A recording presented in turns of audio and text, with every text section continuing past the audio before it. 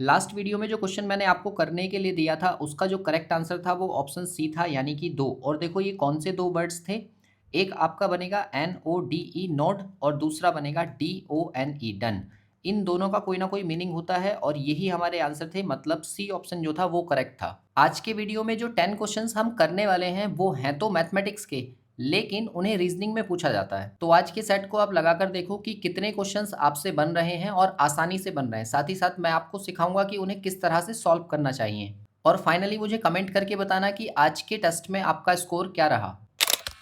जैसे देखो question number first आपके सामने है, उसमें कहा है कि एक संख्या दूसरी संख्या से 56 अधिक है और कहा है कि यदि दोनों संख्याओं का अनुपात 5:12 है तो बड़ी संख्या क्या होगी। अब देखो यहाँ पर समझो कि पहली संख्या दूसरी संख्या से 56 अधिक है, यानी कि दोनों संख्याओं के बीच का जो अंतर है वो 56 है।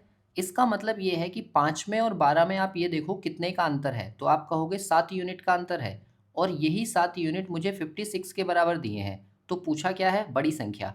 अगर बड़ी संख्या पूछी है तो इसका मतलब 12 है वो, मतलब 12 यूनिट की वैल्यू आपको निकालनी है।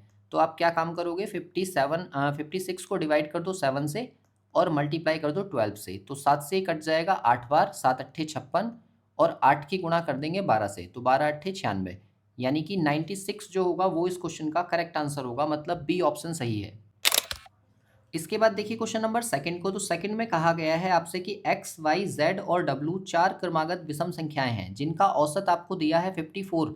तो आपसे कहा गया है कि एक्स और डब्ल्यू और वाई और जेड को जोड़ने के बाद में जो नंबर्स आएंगे उनका अंतर क्या होगा। तो देखो यहाँ से ना एक बात समझो पहले।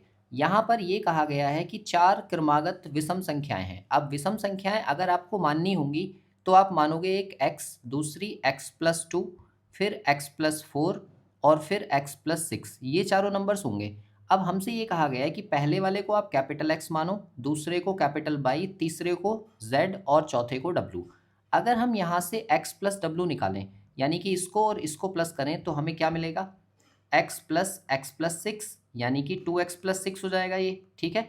और दूसरी चीज़ हमसे कहा गया है कि y और z का सम करो, मतलब इस वाले को और इस वाले को सम करो। तो इन दोनों को सम करेंगे तो x+2 आएगा एक और साथ में आएगा प्लस x+4। अब आप एक बात बताओ, अगर इन दोनों नंबर्स को ऐड करके मैं यहाँ से देखूँ तो ये हो जाएगा आपका 2x+6। अब फाइनली ये देखो कि इनके बीच का अंतर पूछा है, मतलब यहाँ डिफरेंस लगेगा और अगर मैं यहाँ पर माइनस लगाता हूँ तो आप ये देखो कि ये सारे टर्म्स कट जाएंगे, मतलब 2x+6 माइनस 2x-6, 2x से 2x कैंसिल और 6 से 6 मतलब 0 आएगा। तो इसका जो करेक्ट आंसर है वो क्या होगा? 0। और ये हमने सॉल्व किया है एक बेसिक, मतलब जो फंडामेंटल है हमारा, उसकी हेल्प से। तो देखो यहाँ पर याद करने वाली बात क्या है, अगर आपसे कहा जाता है क्रमागत संख्याएं, अब क्रमागत में प्राकृतिक संख्याएं भी हो सकती हैं, पूर्ण संख्याएं भी हो सकती हैं, ठीक है, और सम संख्याएं भी हो सकती हैं और विषम संख्याएं भी हो सकती हैं। तो इन सभी संख्याओं के लिए ये कहा जाता है कि अगर कोई सी भी चार संख्याएं हैं अभाज्य संख्याओं को छोड़कर, मतलब ए बी दिया है, सी दिया है और डी दिया है, तो इसका मतलब अगर मैं ए और डी को ऐड कर दूं और बी और सी को ऐड कर दूं और इनका डिफरेंस निकालूं तो ये 0 आएगा। अब देखो इसको हम अप्लाई भी करके देखेंगे। जैसे मान के चलो मैंने चार नंबर्स लिए 1 2 3 4, ये सारे के सारे क्या हैं? ये प्राकृतिक संख्याएं हैं। अब प्राकृतिक संख्याएं में देखो आप पहली संख्या और चौथी संख्या को अगर ऐड करोगे तो 5 आएगा और माइनस दूसरी संख्या और तीसरी संख्या को ऐड करोगे तो 5 आएगा, दोनों को माइनस करोगे तो 0 आएगा। और यहाँ से एक चीज़ ये भी याद रखना कि अगर मुझे प्राकृतिक संख्याएं माननी है तो एक x मानी जाएगी, दूसरी x+1 मानी जाएगी, फिर तीसरी x+2 और चौथी x+3। इसी की जगह अगर आपसे कहा जाए सम संख्याएं, तो सम में देखो 2 होगा, 4 होगा, 6 होगा, 8 होगा। सपोज मैंने ये सम संख्याएं मान ली, तो इन सम संख्याओं में देखो आप, अगर मैं 8 को और 2 को प्लस करूं तो मुझे यहाँ से 10 मिलेगा और माइनस 6 को और 4 को प्लस करूं तो भी 10 मिलेगा और डिफरेंस करने के बाद कितना आएगा? 0। अब देखो यहाँ से एक चीज़ और याद रखना, अगर मुझे नंबर्स मानने हैं और सम संख्याओं की बात हो रही है तो पहली संख्या अगर x मानी है तो दूसरी मानी जाएगी x+2 और तीसरी x+4 और चौथी x+6, जो कि मैंने आपको यहाँ पर बताई भी थी। और ऐसे ही देखो अगर हमसे कहा जाए कि विषम संख्याएं, तो विषम संख्याओं में मुझे लेना होगा 1, फिर 3, फिर 5, फिर 7, ये सारी की सारी क्रमागत हैं। और क्रमागत हैं तो आप यहाँ पर भी देखो 7 में 1 को प्लस करेंगे तो 8 आएगा और 8 में से 5 और 3 8 माइनस करोगे तो 0, मतलब यहाँ पर भी ये अप्लाई होगा। मतलब हम सीधे ऐसा बोल सकते हैं कि ऐसी कोई भी सीरीज जो कि एक समांतर श्रेणी है या एपी है, तो उसके 4 क्रमागत संख्याओं में ये पैटर्न लागू होगा। मतलब पहले और चौथे को ऐड करने के बाद में मिडिल के दोनों को ऐड करके अगर हम माइनस करते हैं तो 0 आएगा। अब देखो यहाँ पर भी एक चीज़ याद रखना, अगर मुझे ये नंबर्स मानने हो तो x संख्या ये मानी जाएगी, अगली संख्या मानेंगे तो x+2, फिर उससे अगली x+4 और फिर उससे अगली x+6। ये नंबर्स मानते वक्त आपको ध्यान रखना है, मिस्टेक नहीं होनी चाहिए। फिलहाल यहाँ से जो इसका करेक्ट आंसर है वो बी ऑप्शन है। क्या हम यहाँ से नंबर्स फाइंड कर सकते हैं? तो बिल्कुल फाइंड कर सकते हैं। आप क्या काम करो, ये चारों नंबर्स ले लो जो कि हमने अभी माने थे। एक को मैंने लिया था x, दूसरा लिया था x+2, फिर x+4 और फिर x+6, और इन सब को ऐड करने के बाद में 4 से डिवाइड कर दो, तो इससे इसका औसत निकल के आएगा और वो 54 के बराबर है।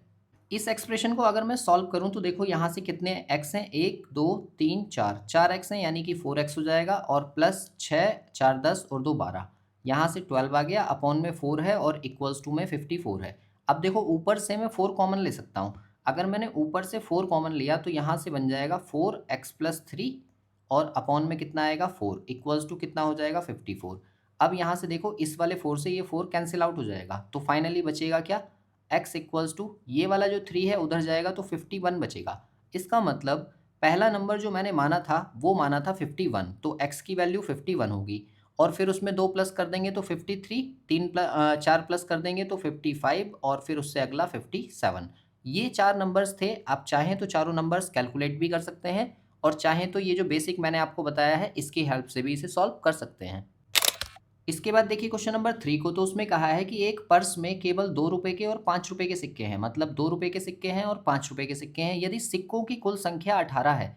अब ये देखो कि अगर दोनों की 18 संख्या है तो मैं ये बोल सकता हूँ कि सपोज 5 रुपए के एक्स सिक्के हैं, तो 2 रुपए के कितने होंगे, 18 माइनस एक्स होंगे, क्योंकि टोटल मिलाने के बाद में 18 होने चाहिए। और कहा है कि पर्स में 66 रुपए हैं, तो इन दोनों का इंटू करके प्लस करके 66 के बराबर कर देंगे हम। तो पूछा है प्रत्येक प्रकार के कितने सिक्के होंगे। तो यहाँ से अगर इसे सॉल्व करें तो 18 दूनी 36 आएगा ये, और माइनस के 2x, और प्लस के हो गए यहाँ पर 5x और इक्वल्स टू 66। यहाँ से ये दोनों माइनस हो जाएंगे तो यहाँ पर आ जाएगा 3x और इक्वल्स टू ये 36 उधर जाएगा तो माइनस होकर हो जाएगा 30, और ये 3 से कट जाएगा 10 टाइम्स, यानी कि x की जो वैल्यू आ गई वो कितनी आ गई, 10 आ गई। और x हमने किसको माना था, 5 रुपए के सिक्कों को, तो यानी कि ये 5 रुपए के सिक्कों की संख्या है। अगर हमसे पूछा जाए 2 रुपए के सिक्के कितने होंगे, तो टोटल 18 थे, 18 में से 10 मैंने माइनस कर दिए तो कितने आ गए, 8। मतलब 2 रुपए के सिक्के 8 हैं और 5 रुपए के सिक्के कितने हैं, 10। अब यहाँ पर हमसे पूछा गया है, यहाँ ऑप्शन जो है डबल होने चाहिए थे, तो फिलहाल हम आंसर कर देंगे मार्क नन ऑफ दिस, क्योंकि दोनों के बारे में पूछा है। अगर ये पूछता 5 रुपए के सिक्के कितने हैं तो हम 10 पर मार्क कर देते। अगर ये पूछता 2 रुपए के सिक्के कितने हैं तो हम 8 पर मार्क कर देते। फिलहाल हमारा जो आंसर है वो कितना हो जाएगा, नन ऑफ दिस। इसके बाद देखिए क्वेश्चन नंबर 4 को, तो उसमें कहा है कि 3, 6, 8 और 9 को बिना पुनरावृत्ति किए उनका उपयोग करके बनाई गई सबसे बड़ी और सबसे छोटी 4 अंकीय संख्याओं के बीच का अंतर क्या होगा। तो देखो जब आपको सबसे बड़ी संख्या बनानी हो तो आप सबसे बड़ी पहले, फिर उससे छोटी, फिर उससे छोटी और फिर सबसे छोटी, और जब सबसे छोटी संख्या बनानी हो तो इसको उल्टा लिख देंगे। ठीक है, अभी यहाँ पर एक चीज़ मैं आपको बताऊंगा, स्टार लगा लेना इस क्वेश्चन पर। फिलहाल हम पहले इसको सॉल्व करते हैं। माइनस किया तो 13 में से 9 जाएंगे तो 4 बचेंगे, और 4 मुझे 2 ऑप्शंस में दिख रहे हैं। ठीक है, तो और माइनस करो, 15 में से 8 माइनस किए तो यहाँ पर 7 बचेगा, मतलब B option, sorry C option, तो सी ही इसका आंसर होगा, यानी कि 6174। अब यहाँ पर मैं आपको क्या बता रहा था कि एक चीज़ याद रखना, अगर मान लो ये जो नंबर्स आपको दिए हुए हैं, एक है 3, 6 है, 8 है और 9 है। सपोज मैंने यहाँ पर एक नंबर आपको 0 दिया हुआ होता, और अब आपसे कहा जाता कि सबसे बड़ी से बड़ी संख्या और छोटी से छोटी संख्या बनाकर उन्हें माइनस करो, और अगर इसे आपने ऐसे किया होता कि बड़ी संख्या बनाते वक्त तो इसको लिखा ये, और छोटी संख्या बनाते वक्त इसको लिखा 0, 3, 6 और 9। तो अब यहाँ पर ध्यान दो कि ये जो दूसरी संख्या आपने बनाई है ये 4 अंकों की नहीं है, क्योंकि 0 स्टार्टिंग में आ गया, इसलिए ये सवाल यहाँ पर गलत हो जाएगा। तो इसको करेंगे कैसे? अब इसको करने के लिए आपको पहला नंबर तो ऐसे ही लिखना पड़ेगा 9630, लेकिन जब छोटी संख्या आप लिखोगे तो 3 को सबसे स्टार्टिंग में रखो और 0 जो है हमेशा दूसरे प्लेस पर आएगा, और फिर 6, 9, इस तरह से इसको माइनस किया जाएगा, तब आपका आंसर आएगा। मतलब यहाँ पर स्टार पॉइंट क्या है कि अगर आपको इसके अंदर 0 दिए गए हैं तो 0 को कभी भी छोटी संख्या बनाते वक्त पहले स्थान पर नहीं रखना है, वो दूसरे स्थान पर रखे जाएंगे, नहीं तो संख्या जो हमारी होगी वो 4 अंकों की नहीं बनेगी। इसके बाद देखिए क्वेश्चन नंबर 5 को, तो उसमें कहा गया है कि दो संख्याओं का अनुपात 3:7 है, यदि उनका अंतर 84 है तो दोनों संख्याओं का योग क्या होगा, ये आपको बताना है। तो देखो, अंतर का मतलब होता है इन दोनों का डिफरेंस। अगर मैं 7 में और 3 में अंतर देखूं तो 4 यूनिट का अंतर है, और यही 4 यूनिट 84 के बराबर है। पूछा गया दोनों का योग क्या होगा। तो अगर इन दोनों को प्लस करें, मतलब 10 यूनिट की वैल्यू पूछ रहा है, तो आप क्या काम करो, 84 को 4 से डिवाइड करके और 10 से इंटू कर दो। 4 से ही कट जाएगा 21 बार, और 21 की 10 से इंटू करेंगे तो कितना आएगा, 210, और 210 ही हमारा आंसर है। मतलब बी ऑप्शन जो है वो इसका करेक्ट आंसर होगा। इसके बाद देखिए क्वेश्चन नंबर 6 को, तो उसमें कहा है एक बैग में 2 रुपए के और 5 रुपए के सिक्के हैं, मतलब 2 रुपए के सिक्के हैं और 5 के सिक्के हैं। तो कहा गया है कि 2 रुपए के सिक्कों की संख्या 5 रुपए के सिक्कों से 4 अधिक है। अगर मैंने कहा 5 रुपए के एक्स सिक्के हैं, तो 2 रुपए के कितने होंगे, x+4 होंगे। और इन दोनों में इंटू करने के बाद दोनों सिक्कों का जो मूल्य है वो कितना है, 64 रुपये। मतलब जो 2 रुपए के सिक्के हैं उसकी 2 से इंटू कर लो, और जो 5 रुपए के सिक्के हैं उनकी 5 से इंटू कर दो, और दोनों को प्लस करने के बाद में 64 के बराबर कर दो। तो फाइनली होगा क्या, ये हो जाएगा 2x प्लस 4×2 = 8, और प्लस ये हो जाएगा 5x इक्वल्स टू 64। 5 और 2 7x हो जाएगा ये, और 8 उधर जाएगा तो माइनस हो जाएगा, यानी कि 56। तो 7 से ही कट जाएगा 8 टाइम्स। इसका मतलब ये है कि x की जो वैल्यू है वो हमारी कितनी आ गई, 8। x हमने किसको माना था, 5 रुपए के सिक्के, तो ये 5 रुपए के हैं। और टोटल दूसरे वाले जो 2 रुपए के सिक्के हैं वो कितने माने थे, वो 4 इससे ज़्यादा हैं, मतलब वो कितने हो जाएंगे, 12।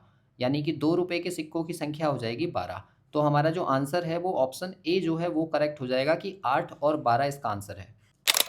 इसके बाद देखिए क्वेश्चन नंबर 7 को, तो उसमें कहा है कि ए, बी, सी और डी द्वारा एक व्यवसाय में निवेश का अनुपात ये दिया हुआ है। यदि सी और डी के बीच में जो अंतर है वो कितना है, 1500 रुपये का लाभ होता है। तो आपको बताना है कि ए और बी के द्वारा निवेश की गई कुल राशि कितनी है। तो देखो, जो भी रेशियो दिया है ना, उसमें से ये देखो कि सी का और डी का नंबर कितना है। तो सी का है यहाँ पर 3 और डी का है 5, मतलब इन दोनों का अंतर, तो वो कितने यूनिट है, 2 यूनिट। और वो 2 यूनिट मुझे 1500 के बराबर दिया है। पूछा है दोनों के द्वारा लगाई गई राशि, यानी कि 6 यूनिट और 4 यूनिट, मतलब 10 यूनिट की वैल्यू आपसे पूछी है। तो आप क्या काम करोगे, 1500 को 2 से डिवाइड कर दो और 10 से इंटू कर दो। तो 2 से ये कट जाएगा 5 बार, और 15 पंजे 75, यानी कि 7500 रुपीज़ जो है वो ए और बी ने दोनों ने मिल के लगाए हैं।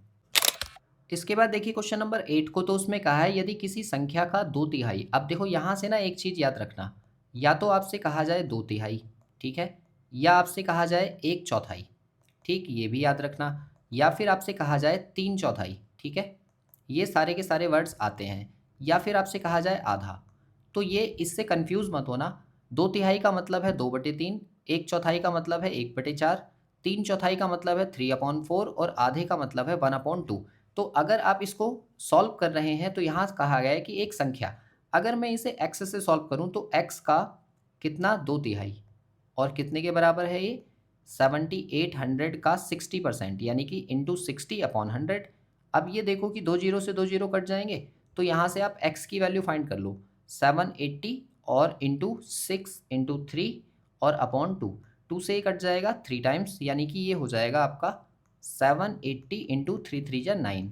और यहाँ से आप देखो कि 9×8 = 72, यानी कि 2 आएगा, और 20 मुझे एक ही ऑप्शन में दिख रहा है, बी ऑप्शन में, मतलब बी ही जो होगा इसका करेक्ट आंसर हो जाएगा।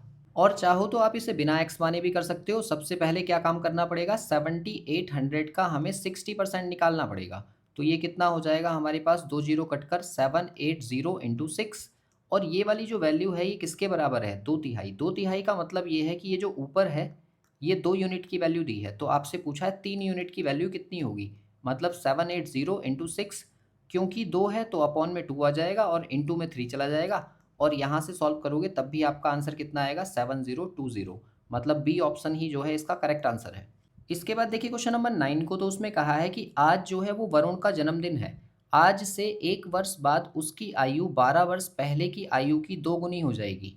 तो आपसे पूछा है कि वरुण आज कितने साल का है। तो देखो यहाँ पर जो ऑप्शंस दिए हुए हैं ना, उनमें से आप ऑप्शन अगर चेक करो तो ऑप्शन ए जो है वो इसको सेटिस्फाई करेगा। मतलब क्या कहा गया है, इसमें कहा गया है कि 1 वर्ष बाद और 2 गुनी आयु हो जाएगी। तो आप ये देखो कि अगर मैं 25 में 1 जोड़ देता हूँ तो मुझे 26 मिलेगा, और 26 का आधा कितना हो जाएगा, 13। और आज से 12 साल पहले वो 13 साल की उम्र का ही होगा। इसका मतलब ए ऑप्शन जो है यहाँ पर आप सेटिस्फाई करा लेंगे। और अगर चाहें तो इसे सॉल्व भी कर सकते हैं। सॉल्व कैसे करेंगे, आप ऐसे मान के चलो कि मैंने जो है अब से 12 साल पहले की जो एज है वो x कंसीडर कर ली, और अगर x कंसीडर की है तो इस समय जो उसकी एज होगी वो x प्लस 12 साल होगी। और हमसे कहा जा रहा है कि अब से 1 साल बाद मतलब +1, और कब की आयु, 12 वर्ष पहले की जो आयु जो मैंने x मानी थी उसका 2 गुना है, तो 2 से इंटू कर देंगे। अब यहाँ से क्या मिलेगा मुझे, x और +13 इक्वल्स टू 2x, ये x उधर भेजेंगे, यानी कि 13 equals to 2x minus x, मतलब x की जो वैल्यू आएगी वो कितनी आ जाएगी, 13।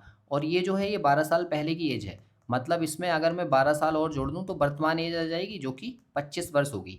और इस तरह से भी आप इस क्वेश्चन को सॉल्व कर सकते हो। और हमेशा की तरह क्वेश्चन नंबर 10 जो है वो आपका होमवर्क है। ये क्वेश्चन मैं आपको पहले भी करा चुका हूँ, अगर आपने पहले वीडियोज़ देखे हैं तो वहाँ पर ये क्वेश्चन मैंने आपको कराया था, आपको सॉल्व करना ज़रूर से आता होगा। फिलहाल इसका कमेंट करके मुझे बताओ कि क्या आंसर होने वाला है। बाकी मिलते हैं नेक्स्ट वीडियो में अगले क्वेश्चंस के साथ।